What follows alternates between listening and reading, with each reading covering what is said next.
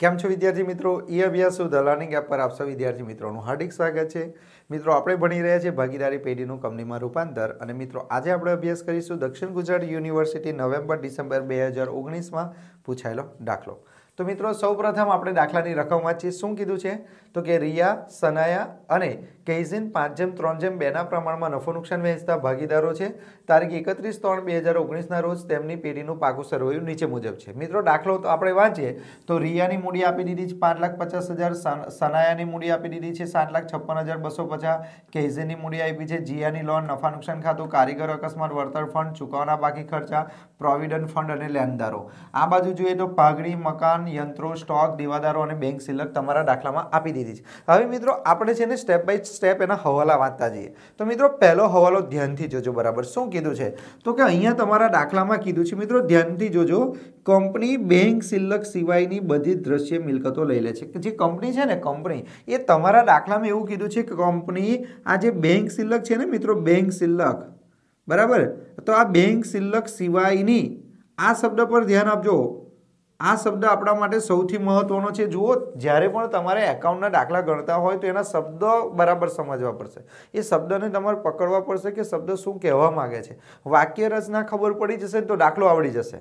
અહીંયા તમારા દાખલામાં કીધું છે કે કંપની જે છે એ કંપની શું કરે છે તો કે બેંક સિલક સિવાયની બધી જ દ્રશ્ય મિલકતો લઈ લેશે। તો આ બેંક સિલક જે છે બેંક સિલક સિવાયની, એનો મતલબ એવો થાય કે બેંક સિલક આપણે લેવાની નથી, બેંક સિલક સિવાયની એટલે કઈ તો કે દેવાદારો પણ કંપની લઈ લેશે, સ્ટોક પણ કંપની લઈ લેશે, યંત્રો પણ કંપની લઈ લેશે અને સ્ટોક પણ કંપની લઈ લેશે। હવે આ પાઘડી લેશે કે નહીં એના વિશે દાખલામાં હજુ સુધી આપણને કોઈ ઇન્ફોર્મેશન નથી। કેમ? કારણ કે અહીંયા ખાલી કઈ મિલકતોની વાત કરવામાં આવી છે? દ્રશ્ય।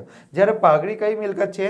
અદ્રશ્ય। એટલે પાઘડી વિશે કઈ ચોક્કસ ના કહેવાય કે પાઘડી લેવાની છે કે નથી લેવાની। હવે તો કઈ રીતે ખબર પડે કે પાઘડી પણ લઈ લીધી હશે કંપનીએ? તો એના માટે જો હવાલામાં પાઘડીની કિંમત આપી હોય તો સમજવાનું કે પાઘડી પણ લઈ લીધી છે, અને પાઘડી હવાલામાં ન આપી હોય તો સમજવાનું કે પાઘડીનું કશું કઈ ઉપજતું નથી। ચલો હવે આગળ વાંચીએ। આગળનો મુદ્દો પણ બહુ જ મહત્વનો છે। મેં કીધું ને મિત્રો આ જે દાખલા છે ને એ બધા શબ્દો પર આધાર રાખે છે। એના શબ્દો જો સમજાય ને તો દાખલો સમજાશે, અને શબ્દ નહીં સમજાય તો દાખલો નહીં સમજાય। એટલે હું તો એ જ કહું છું કે જ્યારે પણ તમે દાખલો ગણો ને તો એની રકમને શાંતિથી વાંચો અને એને સમજવાનો પ્રયત્ન કરો। જેમ જેમ તમે રકમ સમજતા જશો એમ એમ તમને દાખલો ઓટોમેટિક ક્લિયર થશે। હવે બીજી લીટી શું કહેવા માંગે છે જોઈએ। જો અહીંયા કીધું છે કે જીયાની લોન 10% પ્રીમિયમે, મિત્રો આ 10% પ્રીમિયમનો મતલબ શું થાય એ ખબર પડે તમને? મિત્રો જ્યારે પણ તમારા દાખલામાં આવી રીતે પ્રીમિયમ શબ્દ કીધો હોય તો પ્રીમિયમનો મતલબ થાય કે એટલી રકમ વધારે, બરાબર। અહીંયા એવું કીધું છે કે જીયાની લોન 10% પ્રીમિયમે, એનો મતલબ એવો થાય કે લોન કેટલી છે જીયાની? તો કે જીયાની લોન છે 4,40,000, પણ જીયાને 4,40,000 નથી આપવાના, પણ જીયાની લોન 10% પ્રીમિયમ એટલે 10% વધારે આપવાના છે જીયાની લોનના। તો જીયાની લોનના પૈસા કેટલા છે? 4,40,000, પણ 4,40,000ની જગ્યા પર જીયાની લોન 10% પ્રીમિયમે તથા લેણદારોને 80% રકમ ચૂકતીના હિસાબે પેઢી ચૂકવશે। આ શબ્દ પર ખાસ ધ્યાન આપો મિત્રો, અહીંયા ધ્યાન આપો। આ પૈસા કોણ ચૂકવવાનું છે? બોલો કોણ ચૂકવવાનું છે? અહીંયા કીધું છે પેઢી ચૂકવશે, એટલે કે આ જીયાની જે લોન છે એ પણ પેઢી ચૂકવશે। ચાલો અહીં જીયાની લોન છે, આ જીયાની લોન કોણ ચૂકવવાનું છે? તો કે જીયાની લોન પેઢી ચૂકવશે, બરાબર છે। પછી શું કીધું છે તો કે લેણદારો, લેણદારો ક્યાં છે? તો કે આ લેણદારો અહીં આ રહ્યા, બરાબર। એ લેણદારો પણ કોણ ચૂકવવાનું છે? પેઢી ચૂકવશે। આનો મતલબ શું થાય મિત્રો? બરાબર સમજવાનો પ્રયત્ન કરો કે આ જીયાની લોન કોણ ચૂકવવાનું કહે છે? તો કે પેઢી એવું કહે છે કે જીયાની લોન અમે ચૂકવી રહીશું। પછી લેણદારોની રકમ પણ કોણે ચૂકવી દીધી? પેઢીએ ચૂકવી દીધી। એનો મતલબ કે હવે કેટલું દેવું બાકી વધ્યું? તો હવે બાકીનું દેવું કયું છે? તો કે પ્રોવિડન્ટ ફંડ, ચૂકવવાના બાકી ખર્ચા। બે જ પ્રકારનું દેવું છે મિત્રો, આને દેવું ના કહેવાય, આ તો સામાન્ય નફા નુકસાન ખાતું છે, એને કહેવાય અનામત અને વધારો। કારીગર અકસ્માત વળતર ફંડ એ પણ આપણું દેવું ના કહેવાય, એ પણ અનામત અને વધારો કહેવાય। આ બધું નહીં વહેંચાયેલો નફો કહેવાશે। તો મિત્રો એમ જોવા જાય ને તો આપણા દાખલામાં ટોટલ 4 દેવા છે। કેટલા દેવા છે આપણા દાખલામાં? ટોટલ 4 દેવા। એક જીયાની લોન છે, લેણદારો છે, પ્રોવિડન્ટ ફંડ છે અને ચૂકવવાના બાકી ખર્ચા છે। 4 દેવા છે, પણ એમાંથી 2 દેવું કોણ ચૂકવી રહી છે? પેઢી। તો બાકી કેટલા દેવા વધ્યા? તો કે 2 દેવા વધ્યા, એક તો પ્રોવિડન્ટ ફંડ અને ચૂકવવાના બાકી ખર્ચા। તો બાકીનું જે 2 દેવું છે તેનું શું થયું હશે એ તો વિચારવા જેવું થયું ને, કારણ કે દાખલામાં કીધું છે કે આ જે લેણદારો છે એની રકમ કોણ ચૂકવી આપશે? પેઢી ચૂકવી આપશે. જીયાની લોન કોણ ચૂકવી આપશે? તો કે પેઢી ચૂકવી આપશે. તો બાકીના જે બે દેવા વધ્યા, એક તો ચૂકવવાનો બાકી ખર્ચ અને પ્રોવિડન્ટ ફંડ. સર એનું શું થયું? તો કે એના માટે આગળ રકમ વાંચવી પડશે. તો જો જીનાયા લિમિટેડ એટલે નવી કંપની. અહીંયા કીધું છે જો નીચેની શરતોએ પેઢીનું જીનાયા લિમિટેડમાં રૂપાંતર કરવામાં આવ્યું. મિત્રો સમજો, અહીંયા જીનાયા લિમિટેડે મકાન કેટલામાં લીધું? 15,95,000 કિંમતે, યંત્રો 20% વધુ કિંમતે, સ્ટોક 82,500 ઓછી કિંમતે અને દેવાદારો 68,750 વટાવે લઈ લે છે. જો પેઢીના બાકીના દેવા જીનાયા લિમિટેડ લઈ લે છે, બાકીના દેવા એટલે કયા કયા? લેણદારો અને જીયાની લોન સિવાયના. જો અહીંયા શું કીધું? ફરીવાર વાંચો. પેઢીના બાકીના દેવા કોણ લઈ લે છે? જીનાયા લિમિટેડ એટલે કંપની લે છે. તો કંપની કયા કયા દેવા લે છે? તો કે કંપની લઈ લેશે પ્રોવિડન્ટ ફંડ, એ કોણ લઈ લેશે? કંપની લઈ લેશે. ચૂકવવાના બાકી ખર્ચા એ પણ કોણ લઈ લેશે? કંપની લઈ લેશે. ચાલો, કંપની આ લોન લઈ શકે? તો કે ના લઈ શકે. કેમ? કારણ કે આ જે લોન જે છે એ તો કોણે ચૂકવી આપી? પેઢીએ ચૂકવી આપી. બરાબર છે. લેણદારો કંપની લેશે? તો કે લેણદારો પણ કંપની નહીં લે, કારણ કે લેણદારો કોણે ચૂકવી દીધા છે? પેઢીએ ચૂકવી દીધા. એટલે મિત્રો યાદ રાખો, જ્યારે પણ તમે ખરીદ કિંમત શોધો ચોખ્ખી મિલકતની પદ્ધતિએ, તો તમારે ખાલી જે કંપનીએ જે દેવું લીધું હોય તે જ લખવાનું. પેઢીએ જે દેવું ચૂકવી દીધું હોય એ દેવું કોઈ દિવસ ખરીદ કિંમતમાં આવશે નહીં. ચાલો, પછી વિસર્જન ખર્ચ 46,750 થયો. પેઢીની પાઘડી કેટલી છે? 12,10,000. મિત્રો અહીંયા પાઘડી પણ તમને કહી દીધી છે, એટલે અહીંયા પાઘડી પણ આવી ગઈ. બરાબર છે. આગળ વાંચો. ખરીદ કિંમત પેટે જીનાયા લિમિટેડ ₹100નો એક એવા 33,000 ઇક્વિટી શેર 10% પ્રીમિયમે 4,95,000 રોકડા અને બાકીની રકમના ડિબેન્ચર ચૂકવશે. મિત્રો આ જે શબ્દ છે ને, આ શબ્દ ધ્યાન આપજો. બાકીની રકમના ડિબેન્ચર. મેં તમને કીધું ને કે આ ચેપ્ટર છે ને સહેલું છે, પરંતુ એના જો શબ્દ સમજ પડે તો. અહીંયા તમારા દાખલામાં કીધું બાકીની રકમના ડિબેન્ચર. મિત્રો જ્યારે પણ તમારા દાખલામાં બાકીની રકમના ડિબેન્ચર કીધું હોય એટલે તમારે સમજી લેવાનું કે ચોખ્ખી મિલકતની પદ્ધતિએ દાખલો ગણવાનો છે. તો સૌથી પહેલા આપણે ખરીદ કિંમત શોધીશું મિત્રો. તો ખરીદ કિંમત કઈ રીતે શોધાય? બરાબર. તો ખરીદ કિંમતની ગણતરી એક કામ કરીએ, આપણે અહીંયા જ ગણીએ. બરાબર છે. ચાલો, ખરીદ કિંમતની ગણતરી.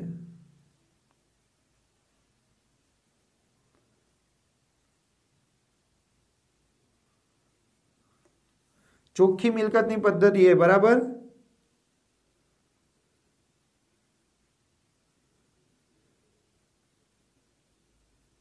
ચોખ્ખી મિલકતની પદ્ધતિ. કેમ ચોખ્ખી મિલકતની પદ્ધતિનો ઉપયોગ કરવાનો છે મિત્રો? કારણ કે તમારા દાખલામાં કયો શબ્દ આવ્યો? બાકીની રકમના ડિબેન્ચર. મિત્રો જ્યારે પણ તમારા દાખલામાં બાકીની રકમના ડિબેન્ચર, બાકીની રકમના ઇક્વિટી શેર, બાકીની રકમ રોકડેથી ચૂકવવી, આવા જ્યારે શબ્દ હોય તો તમારે સમજી લેવાનું કે મિત્રો આ દાખલો તમારે ચોખ્ખી મિલકતની પદ્ધતિએ શોધવાનો છે. તો અહીં સૌથી પહેલા તમારે શું લખી દેવાનું? લઈ લીધેલ મિલકતો. લઈ લીધેલ મિલકતો. લઈ લીધેલ મિલકતો. તો બોલો મિત્રો, લઈ લીધેલ મિલકતોમાં કેટલી મિલકતોનો સમાવેશ થશે? તો કે લઈ લીધેલ મિલકતો, જો આ બધી મિલકતો કોણે લઈ લીધી છે? કંપનીએ લઈ લીધી છે. સૌથી પહેલા કંપનીએ શું લઈ લીધું? સૌથી પહેલા પાઘડી લઈ લીધી. બરાબર. પાઘડી પછી કંપનીએ શું લઈ લીધું છે? મકાન. મકાન પણ કંપનીએ લઈ લીધું છે. મકાન પછી શું લઈ લીધું કંપનીએ? તો કે યંત્રો પણ કંપનીએ લઈ લીધા. યંત્રો પછી સ્ટોક પણ કંપનીએ લઈ લીધો છે. ને સ્ટોક પછી શું લઈ લીધું છે કંપનીએ? દેવાદારો પણ કંપનીએ લઈ લીધા છે. બરાબર. આનું શું કરી દો તમે? ટોટલ કરી દો. પછી બાદ શું કરવાનું? એમાંથી લઈ લીધેલ દેવા. લઈ લીધેલ દેવા. અને દેવામાં કેટલા આવશે? બે જ વસ્તુ આવશે દેવામાં. એક આવશે પ્રોવિડન્ટ ફંડ આવશે અને બીજું આવશે ચૂકવવાનો બાકી ખર્ચ. ચૂકવવાનો બાકી ખર્ચ. બરાબર. બીજું કશું કંઈ આવશે નહીં. એ ટોટલ કરો, એ ટોટલ બહાર રાખો એટલે અહીંયા તમને મળી જશે ચોખ્ખી મિલકત, એટલે એને કહેવાશે ખરીદ કિંમત. બરાબર. આટલી વસ્તુ તમારે સમજી લેવાની છે. તો ચાલો, બધાની કિંમત તમારા દાખલામાં આપી દીધી હશે. પાઘડી આપી છે 12,10,000.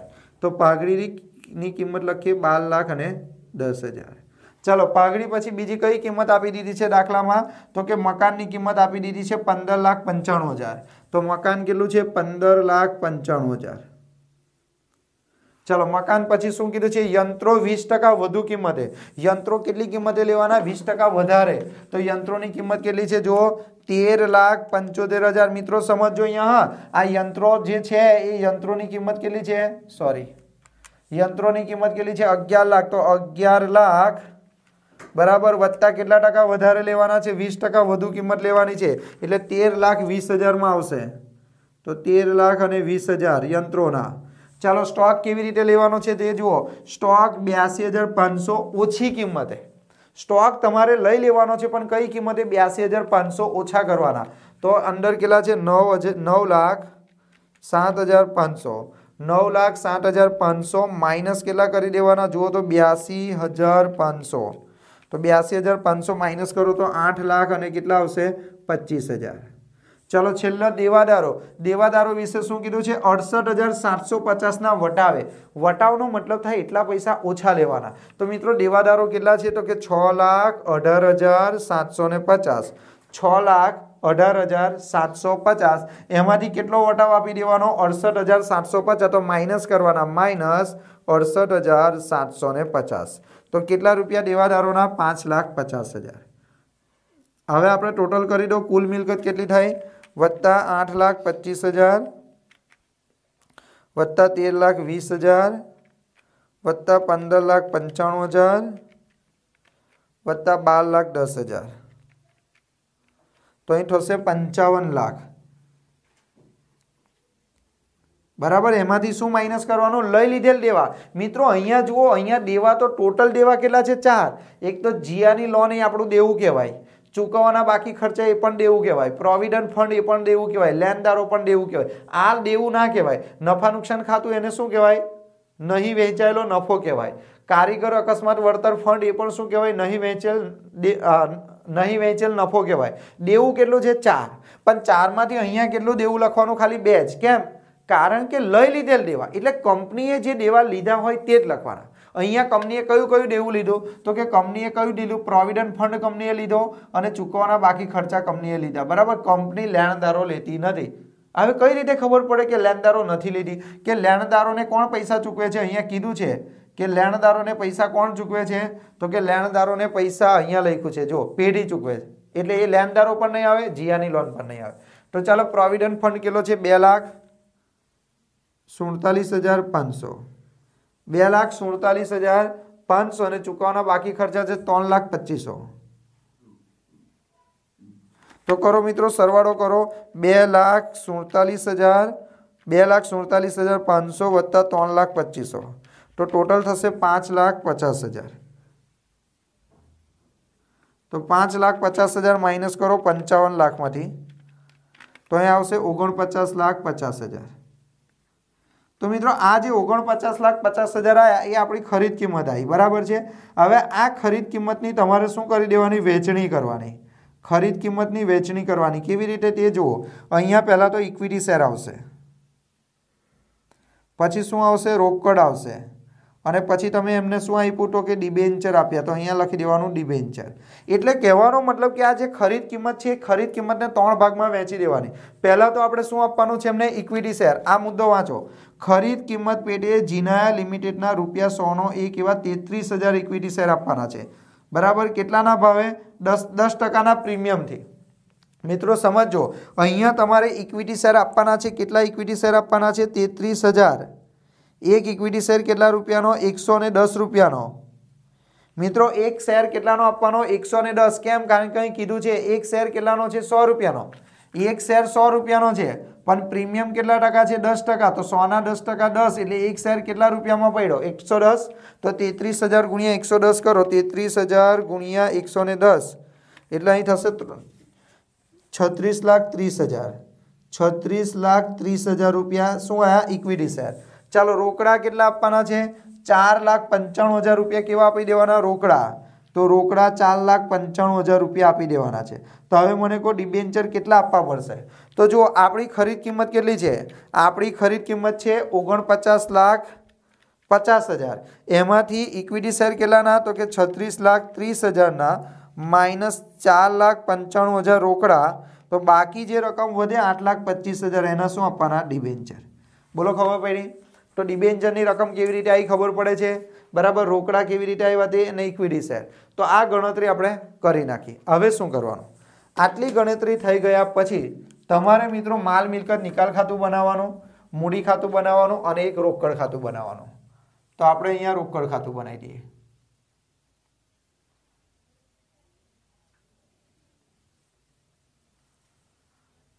ચાલો સૌથી પહેલા તમારે શું કરવાનું, તમારા દાખલામાં જેટલી પણ રકમ આપી હોય એ બધાની તમારે ખતવણી કરવાની, બરાબર છે।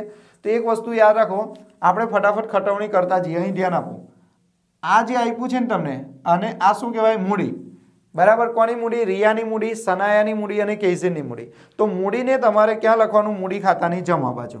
તો મૂડી ખાતાની જમા બાજુ લખી નાખો કેટલા છે। તો મૂડી ખાતાની જમા બાજુ આપણે લખીશું, શું લખીશું? 5,50,000, પછી સનાયા 7,56,250 અને કેઝીન 9,62,500। બોલો થઈ ગયું? ત્યાર પછી આપણે જોઈએ મિત્રો, તો મૂડી ખાતાની જમા બાજુ બીજી કઈ વસ્તુ આવે? તો કે આ મૂડી આવશે, બીજું શું આવશે? નફા નુકસાન ખાતું આવશે, બીજું શું આવશે? કારીગર અકસ્માત વળતર ફંડ આવશે, બરાબર। એક વસ્તુ યાદ રાખજો મિત્રો, જ્યારે પણ તમે મૂડી ખાતું બનાવો તો મૂડી ખાતાની જમા બાજુ શું લખવાની? મૂડી લખવાની। અને બીજા નંબર પર શું લખવાનું? અનામત અને વધારો। અનામત અને વધારો એટલે સામાન્ય અનામત, અનામત ભંડોળ, મૂડી અનામત, આકસ્મિક અનામત, કારીગર અકસ્માત વળતર ભંડોળ, બરાબર, વીમા ભંડોળ ખાલી આપી દીધું હોય, ડિવિડન્ડ સમતુલા ફંડ, ડિબેન્ચર પરત નીતિ, તે બધું તમારે મૂડી ખાતાની જમા બાજુ વહેંચવાનું। તો અહીંયા નફા નુકસાન ખાતું પણ આપણે વહેંચી દેવું પડશે। તો અહીં લખીએ આપણે નફા નુકસાન ખાતું વહેંચી દઈએ। બીજું શું આપ્યું છે? કારીગર અકસ્માત વળતર ફંડ, બરાબર છે। તો જુઓ, આ જે નફા નુકસાન ખાતું છે, કારીગર અકસ્માત વળતર ફંડ છે, એ તમારે ક્યાં વહેંચવાનું? મૂડી ખાતાની જમા બાજુ। કયા પ્રમાણમાં? 5:3:2 ના પ્રમાણમાં। તો ચાલો નફા નુકસાન ખાતાને વહેંચીએ। નફા નુકસાન ખાતું કેટલું છે? 2,20,000, 2,20,000 એને વહેંચો તો કેટલા આવશે? 1,10,000, બરાબર। પછી 2,20,000 ગુણ્યા 3/10,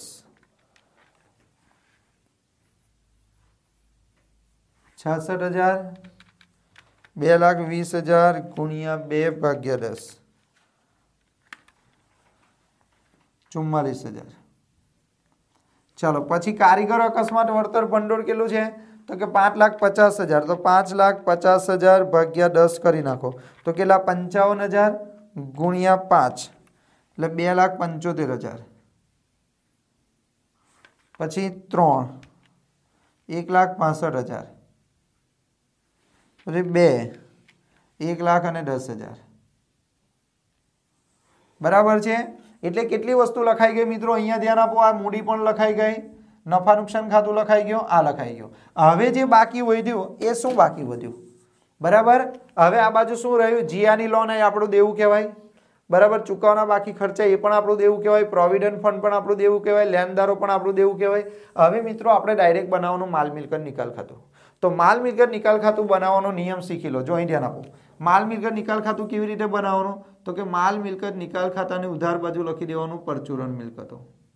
માલ મિલકત નિકાલ ખાતાની ઉધાર બાજુ લખી દેવાનું પરચુરણ મિલકતો। કઈ કિંમતે લખવાનું? ચોપડે કિંમતે। મિત્રો યાદ રાખજો, માલ મિલકત નિકાલ ખાતાની ઉધાર બાજુ તમારે બધી પરચુરણ મિલકતો લખી દેવાની, બધી જ। ખાલી હું જે કહું તે ખાસ ધ્યાન રાખજો।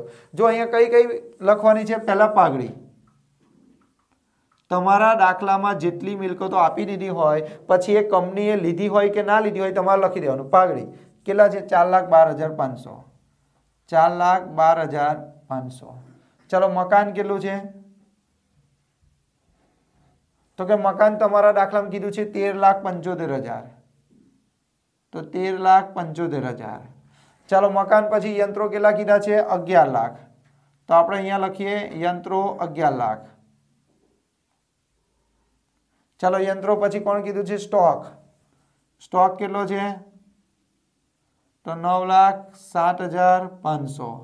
સ્ટોક પછી જોઈ લો દેવાદારો કેટલા છે? દેવાદારો તો દેવાદારો કીધા 6,18,750, બરાબર। હવે મિત્રો પ્રશ્ન થાય, તમને એવું થાય કે સર બધી મિલકતો લખી તો રોકડ શિલ્લક કેમ ના લખી, એટલે કે આ બેંક શિલ્લક કેમ ના લખી? તો મિત્રો એક વસ્તુ યાદ રાખો, જો હું જે કહું તે સાંભળજો। જ્યારે પણ તમે માલ મિલકત નિકાલ ખાતું બનાવો ને, તો માલ મિલકત નિકાલ ખાતાની ઉધાર બાજુ બધી મિલકત લખી દેવાની, બધી જ। નવી કંપનીએ લીધી હોય કે ના લીધી હોય. પણ એક વસ્તુ યાદ રાખવાનું, આ જે રોકડ શિલ્લક અને બેંક શિલ્લક છે ને એ થોડું વિચિત્ર છે. રોકડ શિલ્લક અને બેંક શિલ્લકનો એક નિયમ છે. રોકડ શિલ્લક અને બેંક શિલ્લકમાં એવું કહેવામાં આવ્યું છે કે જો રોકડ શિલ્લક નવી કંપનીએ લીધી હોય તો અહીંયા લખવાની, અને જો રોકડ શિલ્લક ના લીધી હોય તો અહીંયા લખાશે નહીં. મારી વાત ખબર પડે છે? માની લો કે આ બેંક શિલ્લક છે, બરાબર. એ બેંક શિલ્લક નવી કંપનીએ લઈ લીધી હોતે તો અહીંયા તો કીધું છે ના પાડી જો લેવાની. જો આ બેંક શિલ્લક નવી કંપનીએ લઈ લીધી હોતે તો અહીંયા આપણે લખત, પણ બેંક શિલ્લક નવી કંપનીએ લીધી નથી માટે આપણે અહીંયા લખાશે નહીં. માટે બેંક શિલ્લક ક્યાં લખાશે? અહીંયા, બેંક અથવા રોકડ ખાતું. અહીં લખી દેવાનું બાકી આગળ લાવ્યા. બાકી આગળ લાવ્યા. કેટલી છે બેંક શિલ્લક? જુઓ તો 1,37,500. બોલો ખબર પડી? એવી જ રીતે આ બાજુ શું લખી દેવાનું મિત્રો? પરચુરણ દેવા. પરચુરણ દેવા. પરચુરણ દેવામાં કયા કયા આવશે? પહેલા તો જીયાની લોન. જીયાની લોન. તો જીયાની લોન કેટલી છે? 4,40,000. બરાબર. જીયાની લોન પછી ચૂકવવાના બાકી ખર્ચા. ચૂકવવાના બાકી ખર્ચ 3,25,000. Provident fund. Provident fund 2,47,500. Provident fund પછી લેણદારો.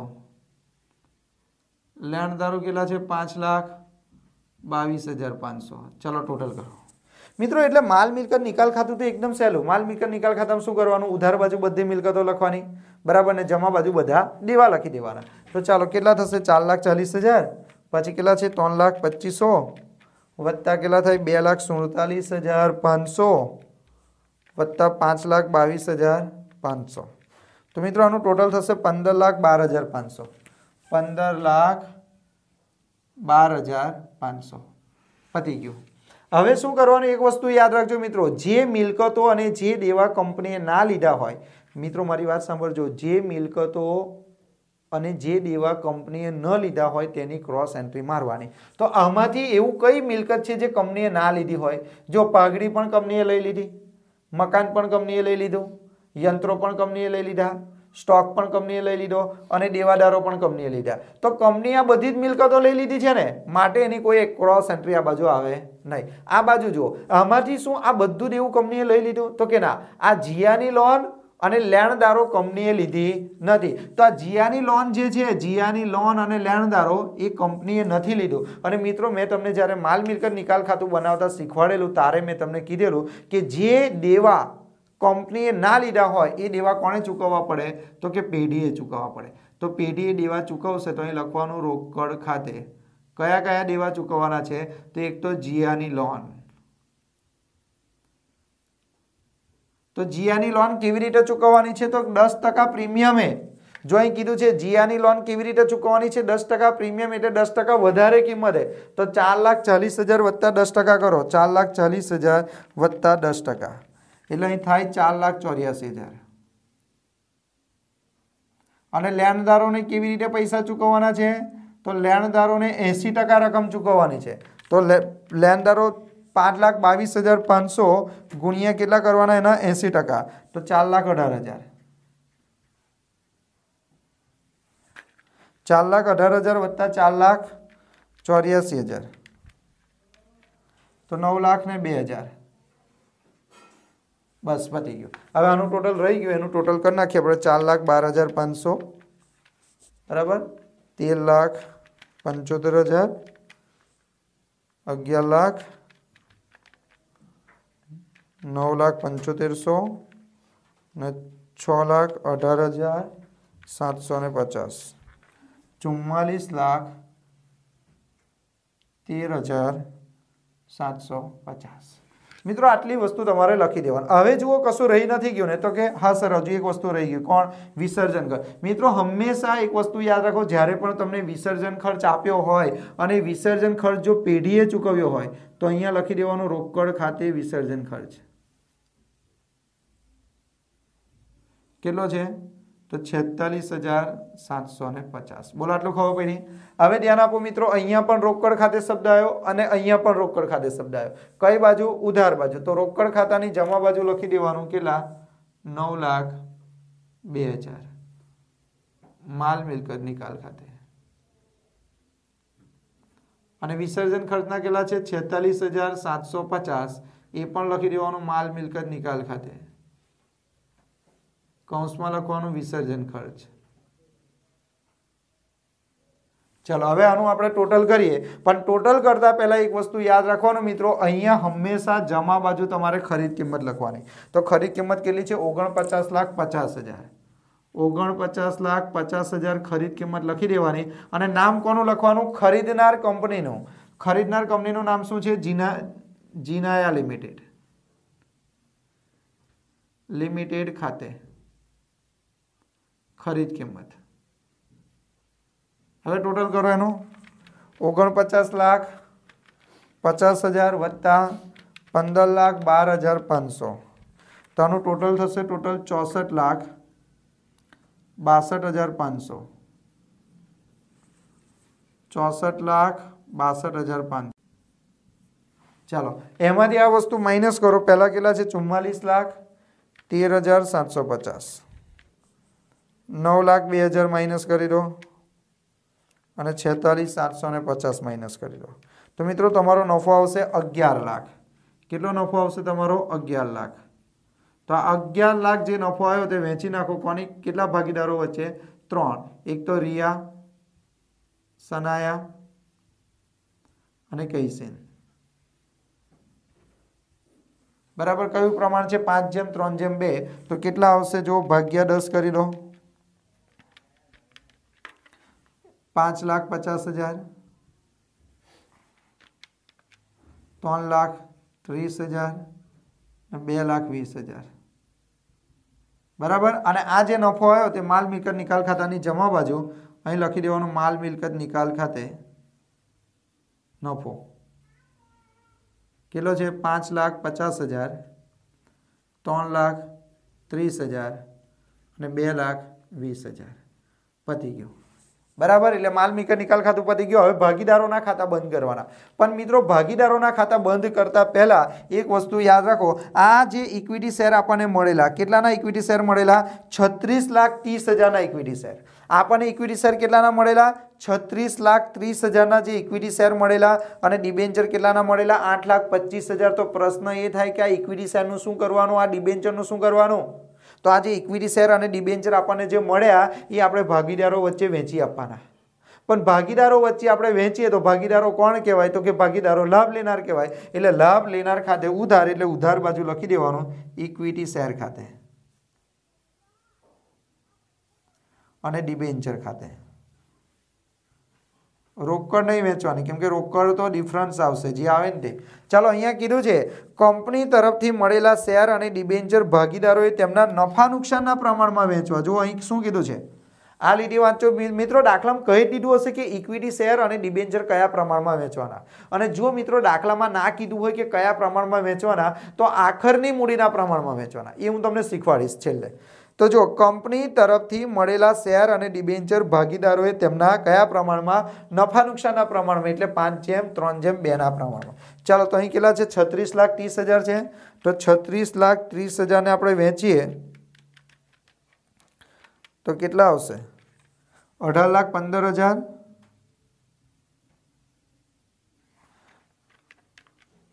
10,89,000 ને 7,26,000 ચાલો ડિબેન્ચર કેટલા છે 8,25,000 4,12,500 2,47,500 ને 1,65,000 તો મિત્રો હવે કશું કંઈ બાકી રહેતું નથી તો હવે આપણે શું કરવાનું આનું ખાતું બંધ કરવાનું હવે પહેલાં ચેક કરવાનું કે કઈ બાજુનું ટોટલ વધારે થાય છે બરાબર છે તો અહીં જો અહીંયા ઇક્વિટી શેર કેટલા આવ્યા 18,15,000 નહીં 4,12,500 હવે આ બાજુ આપણે જોઈ લઈએ આપણે તો આ બાજુનું ટોટલ કદાચ વધારે થઈ શકે કે આ બાજુનું કદાચ તો વધારે છે બરાબર ને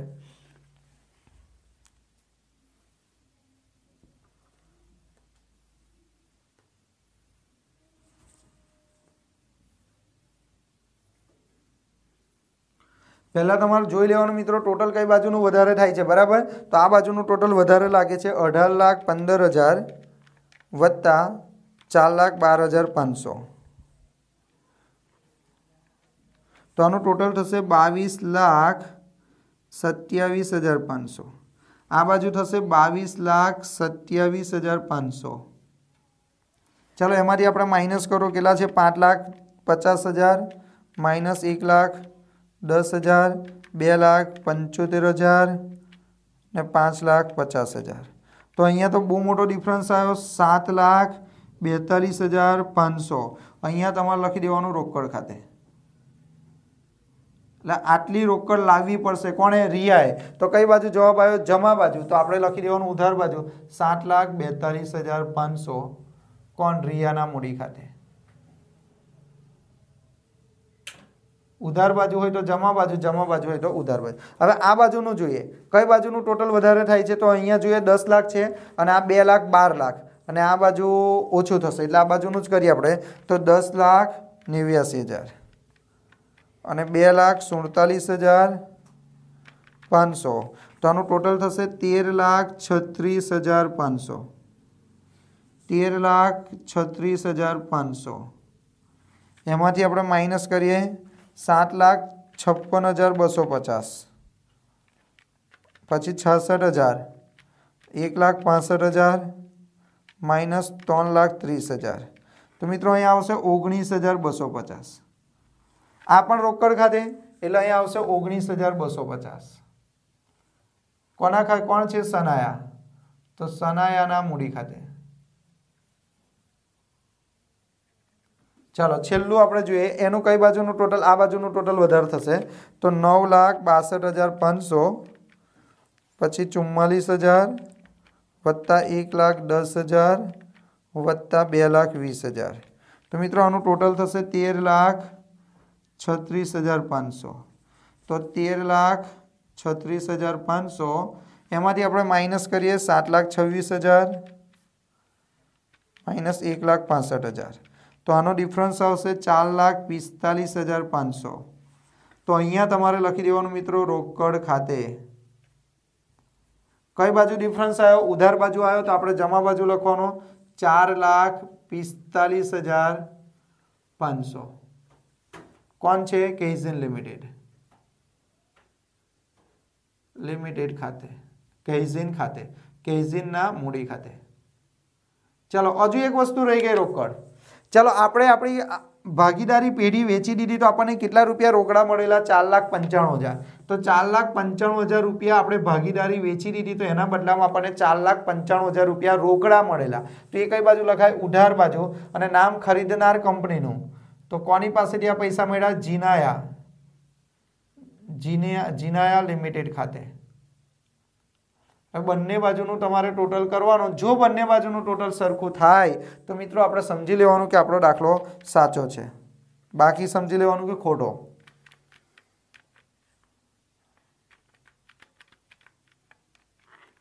$13,94,250. 13,94,250. આ બાજુનું કરીએ આપણે તો 1,37,500 વત્તા 7,42,500 19,250 વત્તા 4,95,000. 13,94,250. તો મિત્રો અહીંયા આપણો આ દાખલો પૂરો થાય છે, બરાબર. આ દાખલો 2019ના વર્ષમાં પૂછાઈ ગયેલો છે મિત્રો, એટલે બરાબર ધ્યાન દઈને આ દાખલો કરશો તો તમને જો પરીક્ષામાં આ ટાઈપનો દાખલો પૂછાય ને તો તમને આવડી જાય, બરાબર. એટલે આ દાખલો તમારા માટે ઘણો જ મહત્વનો. એટલે બરાબર આને જુઓ. ના ખબર પડે તો એક બે વખત જોવાનું ચાલુ રાખો, બરાબર. કેમ કે પરીક્ષા નજીક છે, તમે જોશો તો જ તમને ખબર પડશે, બરાબર. ફરી એકવાર સમજાવી દઉં તો તમને કે જ્યારે પણ તમે માલ મિલકત નિકાલ ખાતું બનાવો તો માલ મિલકત નિકાલ ખાતાનો નિયમ શું છે કે જેટલી પણ મિલકતો તમારા દાખલામાં આવી હોય આ બધી જ મિલકતો તમારા માલ મિલકત નિકાલ ખાતાની કઈ બાજુ લખવાની? ઉધાર બાજુ. ખાલી તમારે શું જોવાનું? રોકડ શિલ્લક. રોકડ શિલ્લક કંપનીએ લીધી હોય તો લખાશે, ના લીધી હોય તો ના લખાય. પણ એના સિવાયની મિલકતો લીધી હોય કે ના લીધી હોય લખાય। એવી રીતે મિત્રો આ બાજુ શું ચેક કરવાનું? દેવું। તો જો લેણદારો આપણું દેવું કહેવાય, પ્રોવિડન્ટ ફંડ આપણું દેવું કહેવાય, ચૂકવવાના બાકી ખર્ચા આપણું દેવું કહેવાય, જીયાની લોન એ આપણું દેવું કહેવાય। એ દેવું બધું ક્યાં લખવાનું? તમારે માલ મિલકત નિકાલ ખાતાની જમા પાછળ। બોલો, મિલકતો અને દેવું ખબર પડી ગઈ। હવે મિત્રો આ જે મિલકતો છે એમાંથી નવી કંપનીએ જે મિલકતો ના લીધી હોય તેની ક્રોસ એન્ટ્રી આ બાજુ મારવાની, અને જે દેવા નવી કંપનીએ ના લીધા હોય તેની ક્રોસ એન્ટ્રી આ બાજુ મારવાની। તો આ 4 દેવામાંથી કેટલા દેવા કંપનીએ નથી લીધા? તો કે જો કંપનીએ કયા કયા દેવા નથી લીધા? એક તો જીયાની લોન અને લેણદારો, તો એની ક્રોસ એન્ટ્રી અહીંયા મારવાની રોકડ ખાતે, બરાબર। પછી આ બાજુ ખરીદ કિંમત લખવાની, વિસર્જન ખર્ચો એટલે આ બાજુ લખવાનું, ટોટલ કરો એટલે તમારો નફો આવે, એને ટ્રાન્સફર ક્યાં કરો? માલ મિલકત નિકાલ ખાતામાં। માલ મિલકત નિકાલ ખાતામાં શું કરવાનું? આ ખરીદ કિંમત પેટે આપણને જે ઇક્વિટી શેર મળ્યા અને આ ડિબેન્ચર મળ્યા એ તમારે કઈ બાજુ વેચવાના? ઉધાર બાજુ, બરાબર છે। કયા પ્રમાણમાં? તો કે દાખલામાં કીધું હોય કે કયા પ્રમાણમાં વેચવાના છે, પણ જો દાખલામાં ન કીધું હોય કે કયા પ્રમાણમાં વેચવાના તો તમારે મૂડીના પ્રમાણમાં વેચવાના। પણ કઈ મૂડી? આખરની મૂડી। આ જે મૂડી આપી તે નહીં, આખરની મૂડીના પ્રમાણમાં। જ્યારે દાખલો આવશે ત્યારે હું તમને શીખવાડીશ। તો મિત્રો આ સહેલું જ હતું બધું, બરાબર। ધ્યાનથી દાખલો ગણશો તો તમને આવડી જશે। તો મિત્રો આવજો, બાય બાય।